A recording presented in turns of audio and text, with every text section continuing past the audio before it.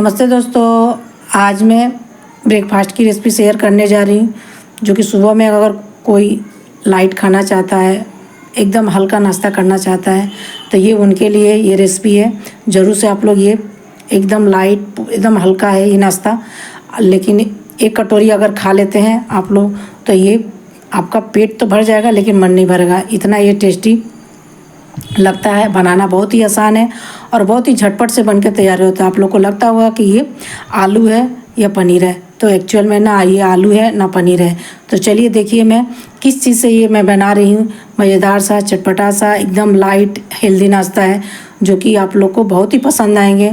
और अगर एक बार खा लेते हैं तो ये आप लोग ज़रूर सप्ताह में 2 से 3 दिन ये बना के आप खाना पसंद करेंगे। इतना ये टेस्टी लगता है खाने में। तो चलिए बनाना शुरू करते हैं ये मज़ेदार चटपटा से खट्टा तीखा मीठा नाश्ता। तो चलिए इसके लिए सबसे पहले क्या करेंगे, हमको पोहा ले लेना है। तो यहाँ पर मैं मोटा वाला पोहा ली हूँ, अगर आप चाहें तो पतला वाला भी पोहा ले सकते हैं। तो यहाँ पर देख सकते हैं इसको चूड़ा भी कहा जाता है। तो चूड़ा भी बहुत किस्म का मिलता है, बहुत तरह का मिलता है। पतला भी मिलता है, एकदम पेपर पोहा भी मिलता है, एक 3-4 किस्म का मिलता है पोहा। तो अब यहाँ पर मैं मोटा वाला थोड़ा सा पोहा ली हूँ। अगर आपके पास पतला वाला मीडियम साइज़ का पोहा हो जो कम, थोड़ा ना ज़्यादा मोटा हो ना ज़्यादा पतला हो, वो ले सकते हैं आप। तो यहाँ पर चलिए इसको डाल के और इसको मैं छान ले रही हूँ। तो देखिए इस तरह से हमको छान लेना है क्योंकि जो भी धूल मिट्टी हो वो निकल जाए। और छानने के बाद कम से कम, ये मोटा वाला पोहा है तो मैं ये कम से कम 3 से 4 पानी इसको अच्छी तरह से मसल के मैं धो ली हूँ। धोने से जितना धूल मिट्टी रहता है वो निकल जाता है। जो देखेंगे धोते समय हल्का सा पीला पीला पानी निकलता है, वो निकल के हमारा पोहा एकदम साफ़ हो गया। अब चलिए इसको एक बर्तन में डाल लेते हैं। तो यहाँ पर देख सकते हैं बड़े सा बर्तन में मैं डाल ली हूँ। अब चलिए इसमें थोड़ा सा मैं पानी का छिट्टा मैं दे रही हूँ इस तरह से, क्योंकि ये मोटा वाला पोहा है। अगर आपके पास पतला वाला पोहा है तो अब उससे रेसिपी बना रहे हैं, ये ब्रेकफास्ट बना रहे हैं, तो उसमें पानी डालने की ज़रूरत नहीं पड़ेगी। तो चलिए इसको ढक के रख देते हैं 10 मिनट के लिए। 10 मिनट में ये पोहा आसानी से फूल जाएगा। तो यहाँ पर चलिए चेक कर लेते हैं 10 मिनट बाद। और ये देखिए पोहा अच्छी तरह से फूल गया है, देख सकते हैं एक एक दाना एकदम अलग अलग है, देख सकते हैं। अब चलिए इसको क्या करते हैं, एक बड़े से परात में निकाल लेते हैं। तो यहाँ पर चलिए मैं एक बड़े से परात में इसको निकाल ले रही हूँ। यहाँ पर देख सकते हैं इस तरह से हमको निकाल लेना है और इसको हमको अच्छी तरह से मैश करना है। तो यहाँ पर देखिए मैं 1 कप से बना रही हूँ, तो आप चाहे तो अपने अकॉर्डिंग, अपने परिवार के अकॉर्डिंग कम या ज़्यादा बना सकते हैं। तो यहाँ पर देखिए इस तरह से हमको मसल कर इसको आटे के फॉर्म में तैयार कर लेना। अगर पानी की ज़रूरत पड़ी तो यहाँ पर 1 चम्मच 2 चम्मच हम पानी डाल के एकदम आटे के फॉर्म में इसको तैयार कर लेना है। जैसे आटा लगाया जाता है उस तरह से हमको लगा लेना है। तो यहाँ पर देखिए यहाँ पर मैं लगा ली हूँ। देखिए अभी थोड़ा सा ही इसमें दाना दाना है, लेकिन हमको भी इसमें दाना दाना एकदम ही नहीं रखना है।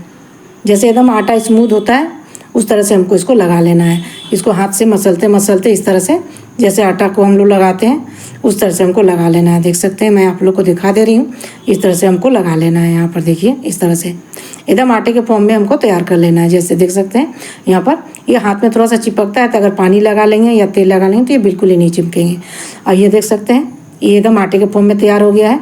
अब चलिए इसको रख देते हैं साइड में। और ये देखिए हाथ में चिपक रहा है तो तेल या पानी लगा सकते हैं। तो यहाँ पर देखिए मैं इसको अच्छी तरह से मैं लगा ली हूँ, आटे के फॉर्म में तैयार कर ली हूँ।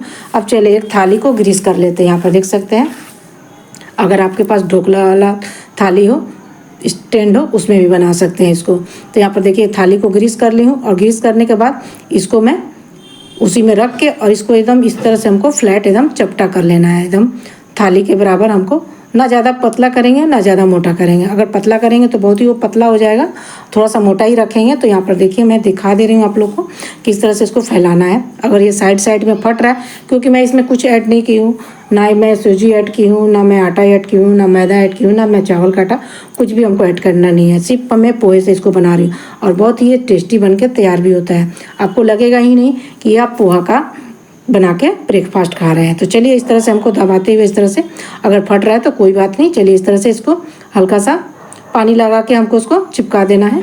तो या आसानी से ये ज्वाइंट हो जाएंगे। तो यहाँ पर चलिए इस तरह से हमको फैला देना है।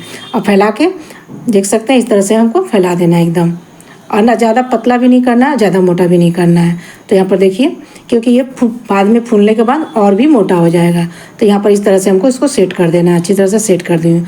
अब चलिए चलते हैं गैस की तरफ।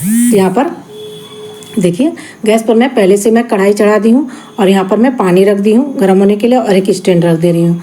ताकि स्टैंड ना हो तो आपके पास कोई भी कटोरी रख सकते हैं और इस पर रख के कम से कम मुश्किल से 10 से 15 मिनट इसको स्टीम करना है, ज़्यादा नहीं। तो चलिए 10 से 15 मिनट हो गया, इसको चेक कर लेते हैं। तो यहाँ पर देखिए 10 से 15 मिनट हो गया, चेक कर लेते हैं इसको। और ये देखिए मैं चाकू से चेक कर रही हूँ। आप चाहे तो टूथपिक से भी चेक कर सकते हैं। देखिए एकदम छुरी चाकू एकदम क्लीन निकल रहा है, एकदम अच्छी तरह से ये स्टीम हो गया। अब चलिए इसको निकाल के और इसको ठंडा कर लेते हैं। जब ये पूरी तरह से अच्छी तरह से जब ठंडा हो जाएगा तब हम इसको कट करेंगे, निकालेंगे इसमें से। आइए आसानी से ये निकल भी जाएगा। तो चलिए इस तरह से चाकू से पहले साइड से इसको छुड़ा लेते हैं, उसके बाद हम इसको निकालेंगे। तो ये बहुत ही आसानी से निकल जाता है, कोई भी दिक्कत नहीं होती निकालने में। और ये देखिए आपको देखने में लग रहा होगा कि ये पनीर है, देखने से लग रहा है। अब चलिए इसको दूसरे प्लेट में कर लेते हैं और इसको हम काट लेते हैं। तो यहाँ पर देखिए इस तरह से लंबा लंबा हमको काट लेना है, थोड़ा चौड़ा ही काटना है, जैसे पनीर को हमको लोग काटते हैं उस तरह से। आइए देखिए कितनी आसानी से ये निकल जा रहा है। और ये देखिए इस तरह से हमको काट लेना है। अब पीस पीस पे काट लेंगे इस तरह से। पीस तो अपने अकॉर्डिंग आप कर सकते हैं, छोटा बड़ा पतला मोटा जैसे भी कर सकते हैं। तो ये देखिए इतनी आसानी से ये निकल जा रहा है। अच्छी तरह से जब ये पूरा ठंडा हो जाएगा तब हमको ये प्रोसेस करना है। यहाँ पर देखिए आपको लग रहा होगा ये पनीर है, लेकिन ये पनीर नहीं है, ये पोहा से बना है। अब चलते हैं गैस की तरफ। तो यहाँ पर गैस पर एक पैन चढ़ा ली हूँ और यहाँ पर मैं सादा तेल ऐड कर दे रही हूँ। तो चलिए यहाँ पर सादा तेल आप चाहे तो सरसों तेल में या घी में भी बना सकते हैं। तो तेल जब गर्म हो जाए तब हम इसमें ऐड कर देंगे आधा चम्मच राई, आधा चम्मच जीरा और ढेर सारा कड़ी पत्ता। अगर आपके पास सूखी वाली कड़ी पत्ता हो तो भी ऐड कर सकते हैं, अगर ताप फ्रेश हो तो कोई बात ही नहीं है। तो चलिए यहाँ पर राई और जीरा चटकने लगा तब यहाँ पर मैं कड़ी पत्ता ऐड कर दे रही हूँ।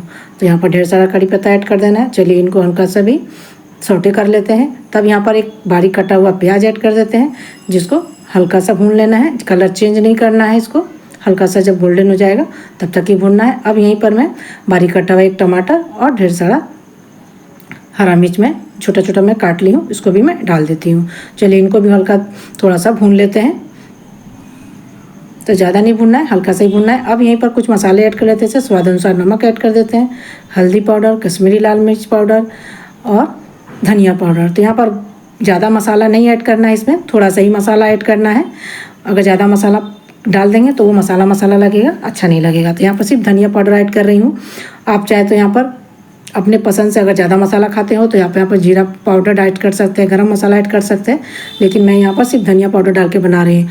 अब चलिए मसाले ना चले तो यहाँ पर मैं आधा कप पानी ऐड कर दे रही हूँ। तो पानी डाल के एक उबाल आने तक इसको हमको ही कर लेना है। तो यहाँ पर देखिए एक उबाल आ गया। अब जो मैं पीस काट के रखी हूँ पोहा को ऐड कर देना है यहाँ पर और डालकर इसको अच्छी तरह से इसका भुनाई कर लेना है।